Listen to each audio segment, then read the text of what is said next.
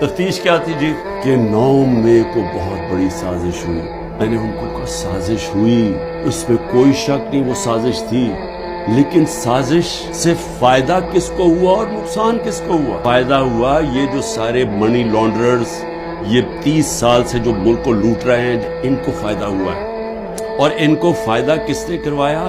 ملک کی اسٹیبلشمنٹ ہے. انہوں نے کامیابی سے اسٹیبلشمنٹ کو استعمال کیا. یہ سازش کبھی نہ ہوتی جب یہ دونوں مل کے نہ کرتے. سازش ہوئی کیسے؟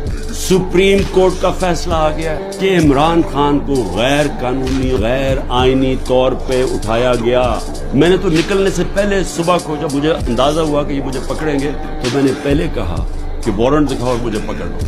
کوئی میں دہشت گرد تھا جان کے یہ. اور اس کے بعد کہ جو بھی رد عمل آئے گا وہ پہلے سے تیار بیٹھے تھے کہ انہوں نے یہ بلڈنگ چلانی ہے. اور میں انشاءاللہ جس دن انڈیپینڈنٹ انویسٹیگیشن ہوئی میں ثابت کروں گا. آئی جی